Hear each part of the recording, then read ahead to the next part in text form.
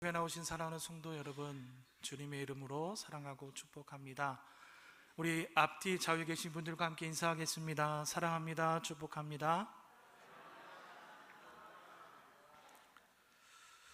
자, 우리 12주 주제가 있는 수요 예배, 오늘이 몇 번째 시간인가요? 5번째. 우리 말씀 가이드에 도장 5번 다 찍으셨죠? 앞으로 몇 번 남았나요? 6번? 7번? 그렇죠. 7번 전부 다 한 번도 빠짐없이 7번도 다 찍으시기를 바랍니다. 자, 오늘은 고난을 당하는 자 기도하라. 모르겠습니다. 12주 동안 계속 기도하라, 기도하라 계속 외치고 있는데요. 여러분 계속 열심히 기도하고 계십니까? 좀 마음에 뭔가 좀 이렇게 움틀움틀 거리십니까? 이제는 좀 제가 이런 말을 해도 여러분들이 좀 이해를 하실 것 같아요. 기도가 없는 사람은 그리스도인이 아니다. 동의하십니까? 기도가 없는 기독교는 이미 기독교가 아니다. 한 4주 정도 말씀을 우리가 듣다 보니까 이 말씀이 쉽게 이제 가슴에 좀 와 닿는 것 같습니다. 자, 오늘 본문의 마지막 절에 보니까 기도 외에 다른 곳으로는 이런 종류가 나갈 수 없다라고 오늘 예수님께서 말씀을 하십니다. 오늘 이 말씀 가운데 기도의 필요성과 기도의 능력 그리고 기도의 결과가 다 이 말씀 가운데 다 함축되어 있습니다.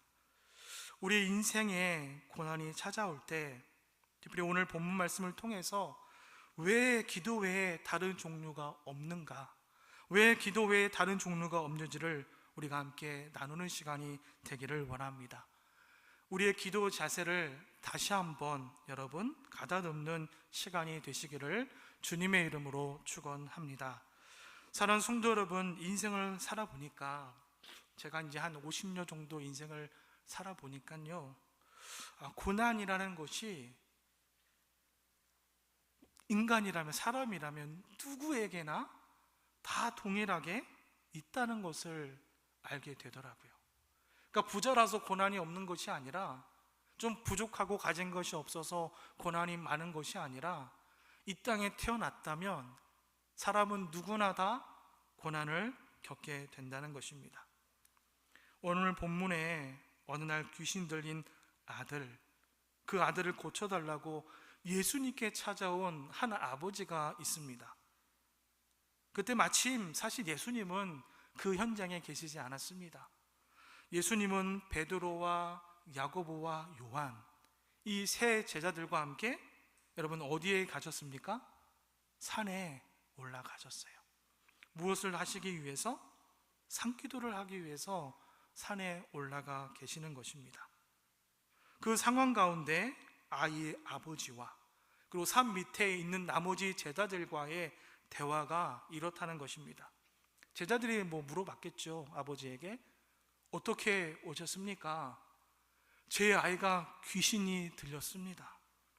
그래서 거품을 흘리고 이를 갈고 파리에 갑니다만 고칠 길이 없어서 예수님의 소문을 듣고 내 아이를 데리고 왔습니다. 제발 제 아이를 좀 고쳐주세요라고 대화가 오고 가고 있습니다. 하지만 산 아래에 남아있는 제자들은 그날 그 발작하는 이 아이를 고치지 못했다는 것입니다. 예수님께서는 산에 자주 오르셨습니다. 산 기도를 하기 위해서 그날도 산 기도를 하고 계셨다는 것이지요. 산에 오르실 때마다 제자들에게 당부의 말씀을 합니다. 내가 산에 올라가서 기도할 터이니 너희들도 남아서 깨어 기도하거라. 너희들도 열심히 기도해야 한다고 그날도 분명히 예수님께서 당부를 하셨습니다.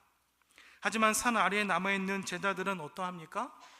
기도를 하지 않았다는 것입니다. 기도하기는커녕 불평과 불만을, 그런 말들을 제자들끼리 서로 주고받고 있었다는 것입니다. 이게 뭐야 도대체?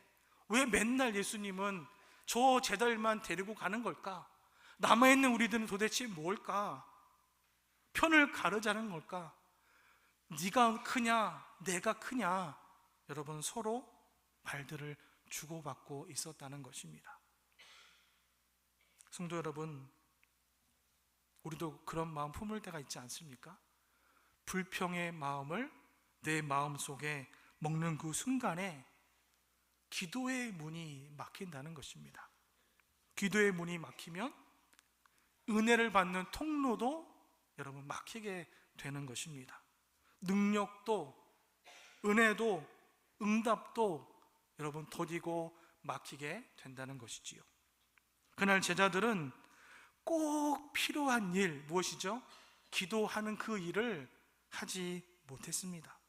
불평스러운 그 마음을 주체하지 못하고 기도도 하지 않다가 귀신에게 쫓아내지도 못하고 농락을 당하고 말했던 것이지요.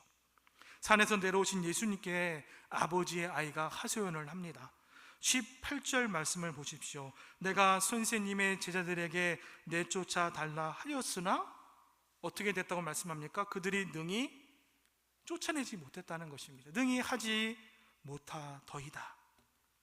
귀신을 내쫓지 못하고 쩔쩔매고 있는 제자들에게 예수님께서 말씀하십니다. 19절, 믿음이 없는 세대여, 책망을 하고 계십니다. 왜 우리는 귀신을 쫓아내지 못합니까? 이렇게 묻는 제자들에게 예수님께서 두 가지 대답을 해 주십니다. 첫째는 제자들에게 믿음이 없다는 것입니다. 너희들에게 믿음이 없기 때문이다. 둘째는 무엇입니까? 기도 외에 이런 종류가 방법이 없다는 것입니다. 그러니까 이 말을 무엇인가 하면 귀신을 쫓아내지 못한 이유가 너에게 믿음이 없기 때문이다. 믿음이 부족했기 때문이다. 그리고 너희가 기도하지 않았기 때문이라고 오늘 예수님께서 말씀하고 있습니다. 사랑하는 성도 여러분, 오늘 제자뿐만이겠습니까?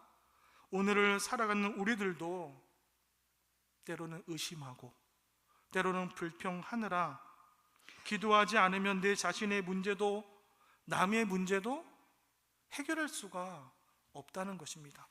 불평하고 기도하지 않으니까 나의 문제도 해결되지 않고 다른 사람의 문제를 위해서 기도하지도 못한다는 것입니다.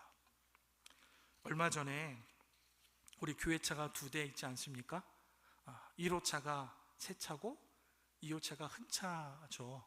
얼마 전에 교회 1호차를 새벽에 운전을 하는데 타이어 공기압이 맞지 않은 한쪽에 바람이 좀 빠져 있었나 봐요. 계속해서 경고등이 깜빡 운행을 할 때마다 엄청 신경이 쓰였습니다. 혹시라도 타이어에 못이 박혀서 구멍이 나는 건 아닐까. 물론 깜빡 거리는 것도 신경이 쓰이지만 바람이 완전히 빠져서 타이어가 고장이 날까봐 걱정이 되었던 것이지요. 그래서 우리 정거원 목사님과 함께 교회 마당 주차장에서 제 차에 보니까 공기압을 넣는 키트가 있습니다. 제 차도 항상 제가 직접 바람을 넣는데, 그래서 내 바퀴에 모든 바람을 넉넉하게 다 넣었습니다. 꽉꽉 채워서 공기를 넣었습니다. 어떻게 됐을까요? 경고등이 사라졌습니다. 그리고 운행할 때 왠지 모르게 좀 승차감도 더 좋아진 것처럼 느껴졌다는 것입니다. 사랑하는 성도 여러분, 기도는요, 자동차 타이어 안에 보면 뭐가 있죠? 또 안에 튜브가 있지 않습니까? 기도는 자동차 타이어 튜브 속의 공기와도 같습니다.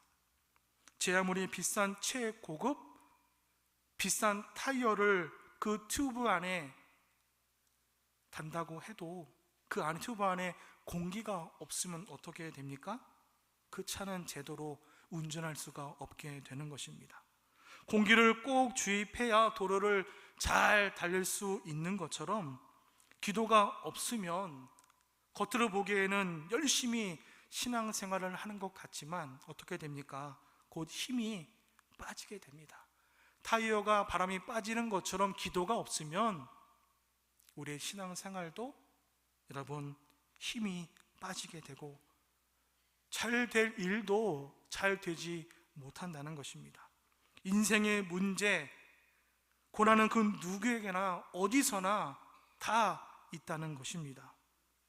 그런데 그 고난을 해결하지 못한 채 죽을 고생을 평생 하는 사람이 있는가 하면 그 고난의 문제를 즉각적으로 해결하고 행복을 만들어가는 사람들도 있다는 것입니다. 성도 여러분, 한번 생각해 보십시오. 지금 나는 어느 편에 서 있습니까? 고난을 해결하지 못해서 쩔쩔매고 있습니까? 아니면 고난을 기뻐하며 즉각적으로 해결하고 계십니까?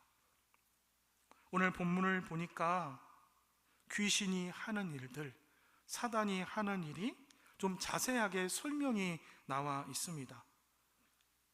사단 마귀는 시간과 공간을 가리지 않는다는 것이지요.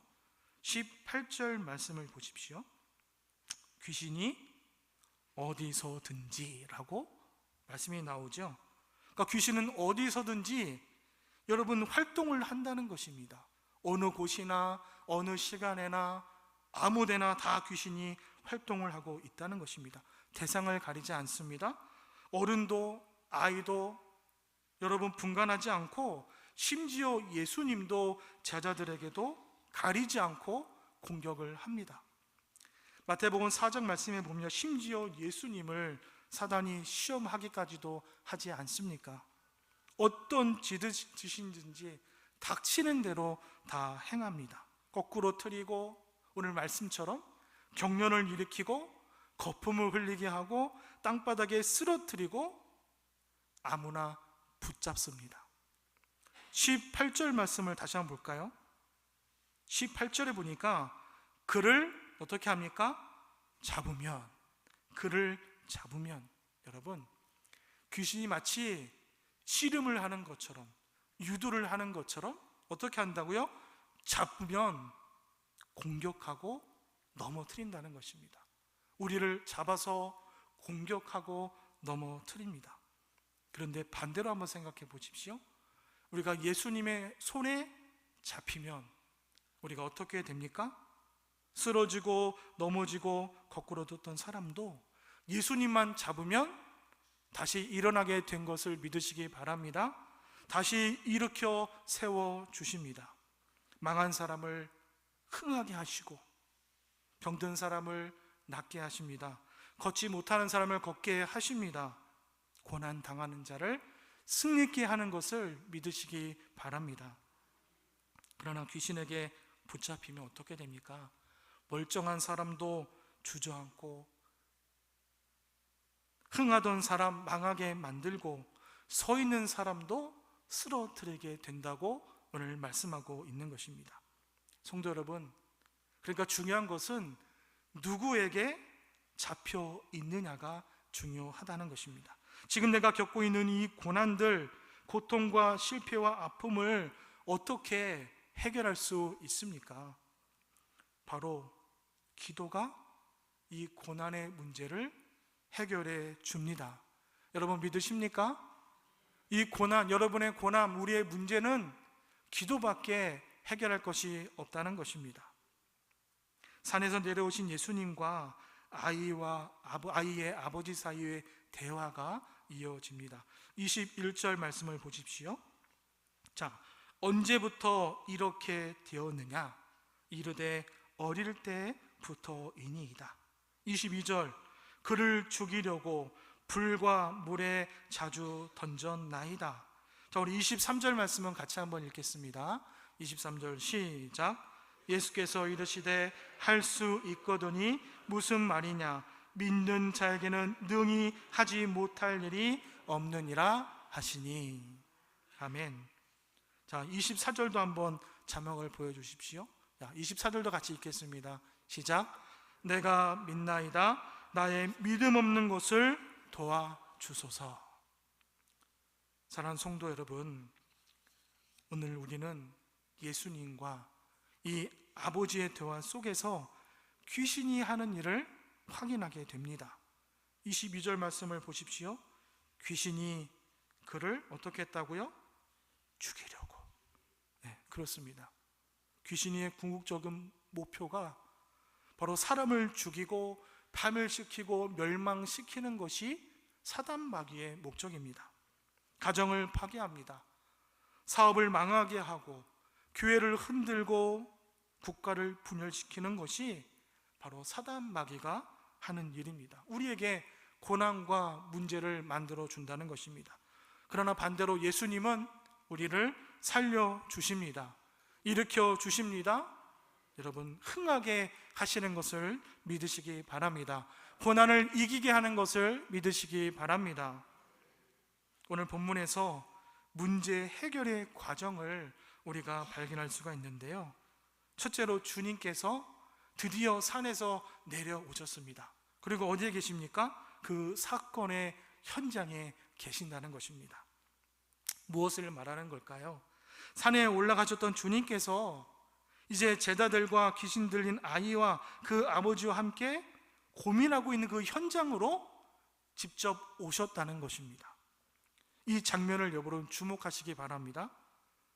무엇을 말씀하는가 하면 잠시라도 예수님이 떠나시면, 예수님이 나에게서 떠나시면 그 현장에는 문제가 생긴다는 것입니다. 고난의 아픔들이 생긴다는 것입니다. 잠시라도 예수님이 떠나시면 사건이 터지고 문제가 생긴다는 것입니다. 여러분, 어느 날 제자들이 예수님을 놓아두고 자기들끼리 주님을 떠나서 배를 타고 갈릴리 호숫가를 건너가고 있었습니다. 그때 갑자기 풍랑을 만나게 되지요. 예수님 없는 제자들끼리 산 안에서 불평으로 웅성거리다가 어떻게 됐습니까? 귀신에게 망신을 당하게 되는 것입니다. 베드로는 예수님을 가까이 따라가지 못하고 어떻게 하죠? 멀찍이, 좀 떨어져 멀찍이 예수님을 따라가다가 예수님을 나는 모른다 부인하는 죄를 범하고 말았습니다. 사랑하는 성도 여러분, 예수님이 나와 함께 고난 속에 나의 가정의 문제 안에 함께 계셔야 합니다. 예수님이 나에게서 떠나시면 생명도 인생도 헛되고 마는 것입니다. 우리가 잘 아는 찬송가 446장 제목이 무엇인가 하면 주 음성 외에는, 우리가 잘 알고 있는 찬송가 있지 않습니까? 그 찬송가의 3절의 가사가 무엇이지요? 주 떠나가시면 어떻게 되죠? 내 생명 헛되네. 주님이 떠나가시면 우리의 생명이 헛되게 되는 것입니다. 그러니 기쁘나 슬플 때 주님 늘 나와 함께 계시옵소서, 그렇게 우리가 찬송하고 있는 것입니다. 예수님 떠나지 마시고 끝까지 붙으시기를 바랍니다. 둘째로 기도를 했다는 것입니다. 오늘 본문 중에 21절부터 24절의 말씀을 보면 예수님과 아버지의 대화가, 서로 주고받는 대화가 기록이 되어 있지만 그 말씀을 쭉 읽어보면 누군가가 기도했다라는 말은 여러분 나오지 않습니다. 그러나 그 대화 속에 이 아버지의 기도가 들어있다는 것을 우리가 발견할 수가 있다는 것입니다. 바로 그 대화 자체, 예수님과 이 아버지의 대화 자체가 바로 기도가 된다는 것입니다. 그 대화가, 여러분, 대화가 뭐죠? 내가 하고 싶은 말을 상대방에게 하는 것입니다. 그리고 상대방은 그 말을 들어주는 것이지요. 이 아버지는 예수님을 향해서 자신이 하고 싶은 말을 하고 있습니다. 성도 여러분, 우리의 대화 상대는, 저와 여러분의 대화 상대는 누구입니까? 누가 내 말을 정말 진지하게 들어주십니까? 짜증내지 아니하시고 귀를 기울여 그 누가 우리의 말을 들어주십니까? 바로 주님께서 들어주십니다. 아무리 살을 맞대고 사랑하는 부부끼리도요, 막 신혼 때는 조금만 말을 속삭여도 상대방의 눈을 막 쳐다보면서 하트가 눈에 뿅뿅뿅 하면서 그 상대방의 말을 다 들어주지 않습니까? 내가 당신 말 다 들어줄게. 그 말만 하면 다 들어줍니다. 그런데 어떡하지요? 세월이 흘러 이제 말하지 않아도 다 안다는 것입니다. 그러니까 말을 해도 들어주지 않습니다. 서로의 얼굴을 바라보지 않고 말을 하는데 내 이야기를 상대방이 들어주지 않는데 어떻게 내 마음을 전할 수가 있겠습니까? 그러나 나를 너무나도 잘 아시는 분이 계십니다. 내 말을 다 듣고 계십니다. 어떻게 내 마음 그분이 다 들어주실까요? 바로 주님께서 이미 나의 마음을 다 알고 계신다는 것입니다. 사랑하는 성도 여러분, 이 세상에 고난을 면제받은 사람은 단 한 사람도 없습니다. 존 버년의 철로 역정을 보면 주인공의 이름이 무엇이지요? 크리스찬이 나옵니다. 이 크리스찬이 등장을 하는데요, 등장을 할 때 이 크리스찬이 큰 짐을 지고 무게를 견디지 못해서 괴로워하는 모습으로 이 철로 역정이 시작이 됩니다. 무엇을 말합니까? 이 철로 역정이 인생을 묘사하고 있다는 것입니다. 사람은 저마다 고난의 짐을 다 짊어지고 살아가고 있다는 것입니다. 우리 인생에 힘든 고난의 문제가 찾아올 때 우리가 하나님을 향해서 하나님, 왜 나에게만 이런 아픔, 이런 고난을 주십니까? 내가 이렇게 힘이 드는데, 이렇게 힘든 고통 속에 살아가고 있는데 왜 하나님 아무 일도 하지 않으십니까? 이런 기도 여러분 한 적이 있으십니까? 이런 기도 한 적 없으십니까? 여러분, 그러나 괜찮습니다. 예수님께서도 십자가에서 이런 기도를 하시지 않으셨습니까? 저에게도 그런 적이 있었습니다. 기억하고 싶지 않은 아주 오래된 이야기 있는데 오래된 이야기인데, 저도 참 건강하게 이 땅에 태어났고 또 체육도 좋아하고 운동도 좋아한 건강하게 저도 이 세상을 살아가고 있었는데, 어느 날 하루아침에 저의 건강을 다 잃어버리는 그런 시간들이 있었습니다. 그때 저도 하나님을 얼마나 원망하고 심지어 하나님을 저주하면서 이렇게 몸부림 쳤는지 모릅니다. 지금의 나의 이 힘든 상황이 이해가 되지 않았습니다. 마음도 무너졌고 몸도 무너졌고, 제가 힘들고 아파했을 때 그날이 우리 미국의 무역센터 쌍둥이 빌딩이 무너진 날이 있지 않습니까? 제 기억에 그날이 금요일이었는데, 그날 금요일 기도의 시간이었던 것 같아요. 저희 아내는 금요 기도를 가고 저는 이제 집에서 베개를 비고 누워서 무너지는 쌍둥이 빌딩을 보면서 제 마음도 얼마나 무너졌는지 모릅니다. 제 마음도 무너지고 제 몸도 무너지고 모든 것이 무너지니까 기도하기보다 하나님을 원망하게 되고 하나님을 저주하게 되고 그럴 때가 저에게도 있었습니다. 왜 이런 일이 나에게 일어났는지 그 누구도 저에게 해줄 수 있는 사람이 한 사람도 없었습니다. 그저 그냥 기도의 밧줄 겨우 붙잡고 지탱할 그럴 때가 저에게도 있었습니다. 사랑하는 성도 여러분, 우리가 이런 기도를 했다는 것은 그만큼 힘이 들었다는 것이죠. 그러나 하나님은 그런 우리의 마음을 이미 알고 계신다는 것입니다. 내 말을 들으시고 귀를 기울여 주시고 경청하시는 분은 그럼에도 불구하고 오직 하나님밖에 없는 줄로 믿습니다. 여러분, 우리가 그리스도인이 되었다는 것은요, 고난이 없는 것이 아닙니다. 내가 그리스도인이다, 내가 하나님을 믿는다고 해서 내 인생에 고난이 없는 것이 아니라는 것입니다. 오히려 내가 그리스도인이기 때문에 고난을 이겨낼 수 있는 힘이 나에게 있다는 것입니다. 여러분 믿으시기 바랍니다. 많은 그리스도인이 고난에 무너지지 않고 기도함으로 이 고난을 극복합니다. 고난을 통해서 이전보다 더 높은, 더 좋은 그런 인생을 살아가게 되는 것이지요. 오늘 귀신이 들려서 고난당한 이 아이의 아버지는요, 예수님을 만나서 이야기를 하면서 소리를 질렀습니다. 우리가요, 신앙생활을 하면서 소리 지를 수 있는 때가 세 가지가 있습니다. 언제 소리 지를 수 있을까요? 기도할 때 우리가 소리 지를 수 있지 않습니까? 기도할 때. 또 언제? 찬양할 때. 또 한 가지는요, 전도할 때 우리가 소리를 지를 수 있다는 것입니다. 그리고 기도할 때, 여러분 찬송할 때, 전도할 때. 요즘에는 많은 질병들이 있는데 우리가 요즘에 우울증이 참 번창한 그런 시대를 살아가고 있지 않습니까?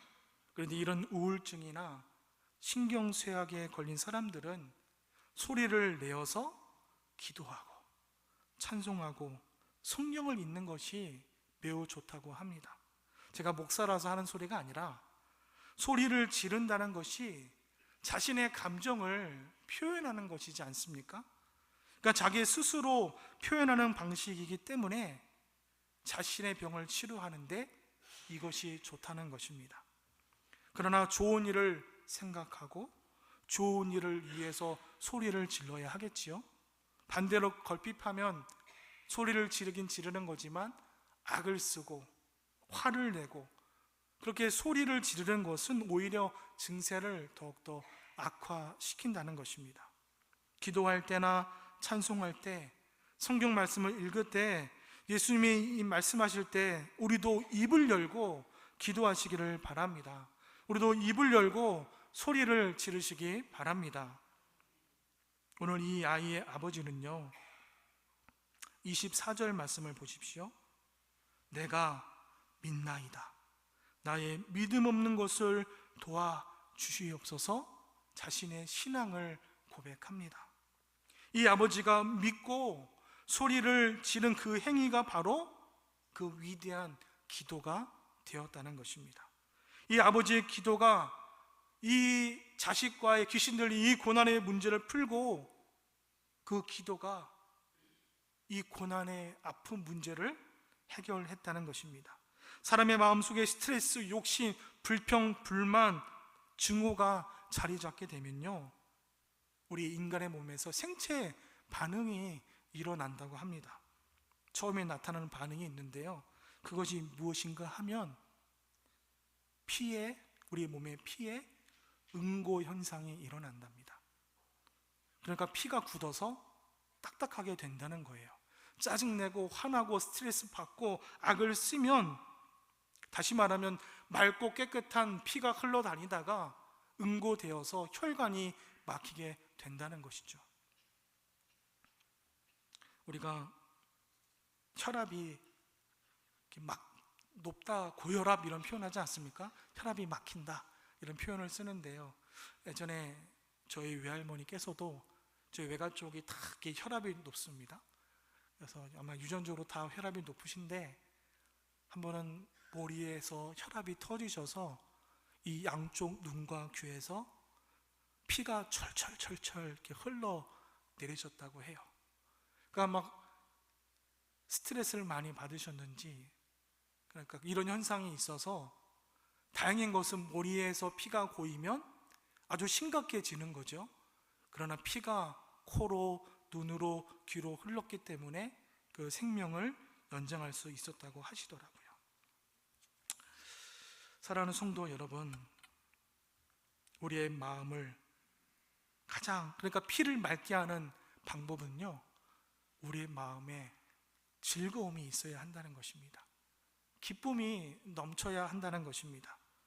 문제는 어떻게 갑자기 기분이 좋아질 수 있을까요? 그때 바로 찬송을 하는 것입니다. 박수 치면서 찬송하고 기도를 하면 우리 안에 기쁨이 넘치게 되고 우리 안에 피도 맑아지게 되는 것을 믿으시기 바랍니다. 기도는 정신도 영혼도 우리의 육체도 고난의 문제들도 다 해결되게 되는 줄 믿습니다. 마지막으로는요, 주님이 이 문제를, 고난의 문제를 해결해 주셨다는 것입니다. 23절, 할 수 있거든이 무슨 말이냐, 믿는 자에게는 능히 하지 못할 일이 없느니라. 25절, 예수님께서 그 더러운 귀신을 꾸짖어 이르시되 말 못하고 못 듣는 귀신아, 내가 내게 명하노니 그 아이에게서 나오고 다시 들어가지 말라라고 말씀하십니다. 이 말씀을 하시는 그 즉시 어떻게 됩니까? 26절을 보십시오. 귀신이 소리를 지르며 경련을 일으키게 하고 나가게 된 줄로 믿습니다. 사랑하는 성도 여러분, 오늘 말씀의 결론은요, 기도 외에는 다른 곳으로 이런 종류가 나갈 수가 없다는 것입니다. 기도 외에는 이 고난을 이겨낼 수 있는 방법이 없다는 것입니다. 그 해답을 우리는 너무나도 잘 알고 있습니다. 우리 말씀을 좀 찾아서 함께 읽어보도록 하겠습니다. 야고보서 5장 13절 말씀입니다. 화면에 자막이 있는데요, 같이 읽어보겠습니다. 시작. 너희 중에 고난당하는 자가 있느냐? 그는 기도할 것이요. 즐거워하는 자가 있느냐? 그는 찬송할지니라. 아멘. 요한복음 14장 14절입니다. 시작. 내 이름으로 무엇이든지 내게 구하면 내가 행하리라. 아멘. 이처럼 예수님께서 직접 말씀하셨습니다. 구하라고 하십니다. 그러면 우리는 당연히 받을 권리가 우리에게 있다는 것입니다. 예수님께서 너희들은 구하라, 그럼 우리는 받을 권리가 있다는 것이잖아요. 그러면 기도가 우리에게 약속된 얼마나 큰 하나님의 축복입니까? 하나님은 신실하시고 의로우신 분이십니다. 주님께서 당신의 명예를 걸고 우리에게 약속의 말씀을 해주셨습니다. 당신의 명예를 위해서 하나님은 꼭 응답해 주실 줄로 믿습니다. 그러므로 기도를 시작하면서부터 무엇입니까? 믿고 구한 것은 받은 줄로 믿어야 하는 줄로 믿습니다. 성도 여러분, 하나님께서 우리를 사랑하시기 때문에 우리가 당하는 고통을 해결해 주시기 위해서 무엇이든지 구하라고 말씀하십니다. 그런데 고난이 있음에도 불구하고 우리가 기도하지 않는 것은 주시겠다고 하신 하나님의 아버지의 말씀을 어떻게 하는 것입니까? 불신하는 겁니다. 믿지 않는 것입니다. 기도하지 않는 것은 하나님 말씀을 믿지 않는 것과 같다는 것입니다. 그러므로 세상에 사는 동안 정말 쉴 새 없이 닥쳐오는 수많은 고난의 문제를 우리가 기도를 통해서 해결할 수 있다는 것입니다. 그 기도의 문제, 이 기도를 통해서 고난의 문제, 여러분 믿음으로 해결하시는 저와 여러분이 되시기를 바랍니다. 너희 중에 고난 당하는 자가 있느냐? 그는 기도할 것이요. 성경은 이미 그 해결 방법을 우리에게 말씀하고 있지 않습니까? 여러분 기도하시기 바랍니다. 하나님께서 우리의 모든 것을 다 알고 있습니다.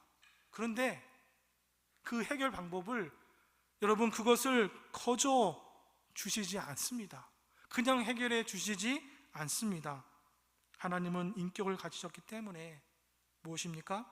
믿음의 기도를 통해서 우리를 인격적으로 만나기를 원하신다는 것입니다. 우리를 인격적으로 만나고 우리의 믿음을 확인하고 우리의 고난을 해결해 주신다는 것입니다. 믿음이라는 수레 위에다가 우리의 고난의 문제를, 그 기도를 올려놓을 때, 우리가 그것을 놓고 기도할 때 하나님께서 그거를 받으시고 즉각적으로 해결해 주십니다. 그러므로 기도하라. 여러분 그 말은 해결해 주시겠다는 말과 동일한 줄 믿습니다. 무조건적으로 주시는 것이 아니라 믿고 구하는 자에게 문제 해결을 해 주시겠다고 주님께서 말씀하십니다. 성도 여러분, 우리가 기도하기로 작정하는 시간부터 우리가 12주 동안 이 기도의 주제를 놓고 말씀을 듣고 있는데요, 말씀을 한 귀로 듣고 한 귀로 흘리시면 안 됩니다. 여러분, 이 말씀을 되씹으시고 실천하시기를 바랍니다. 기도하기로 작정하시기를 바랍니다. 기도하기로 작정하는 그 시간부터 기도해 보신 분은 알 것입니다. 내가 기도했는데, 내가 기도하고 있는데, 물론 잘 되는 일도 있지만 오히려 잘 되지 않는 일도 있다는 것입니다. 왜 그럴까요? 기도는 영적인 전쟁입니다. 나는 기도하고 있는데 사단은 이것을 끊임없이 막으려고 합니다. 내가 기도하고 있는데 사단은 우리의 삶 가운데 여러 가지 삶의 방해 문제들을 늘어놓습니다. 직장에서 일거리가 늘어가고, 할 일이 많아지고, 가족들과 함께 할 시간들이 줄어들고, 화내고 신경질 낼 일들이 많아진다는 것입니다. 걱정거리가 많아지게 된다는 것입니다. 그런데 그때 기도의 끈을 놓아버리면, 기도를 포기하면 패배자가 되고 마는 것입니다. 오직 기도가 아니면 여러분, 길도 방법도 없다는 것입니다. 고난이 찾아올 때 주님 앞에 엎드려 기도하시기 바랍니다. 믿음으로 기도하고 응답받는 그 기쁨을 여러분 누리시기를 바랍니다. 사랑하는 로뎀교회 성도 여러분, 우리 삶의 기쁨이 날마다 넘치면 얼마나 좋을까요? 정말 올해부터 토요일까지 기쁨이 쌓여서 주일날 그 기쁨을 함께 모아서 하나님 앞에 예배를 드리면 얼마나 좋을까요? 그러나 우리의 삶이 고달합니다. 아픔이 참 많습니다. 고난이 찾아옵니다. 문제가 생깁니다. 비록 고난이 많은 그런 인생을 우리가 살아가고 있지만 다시 한번 용기를 내어 기도하시기 바랍니다. 용기 내어 기도를 시작하면 저와 여러분의 삶에 기적이 일어나게 될 줄로 믿습니다. 오직 기도에 더욱 힘쓰시는 저와 여러분의 삶이 되시기를 주님의 이름으로 축원합니다.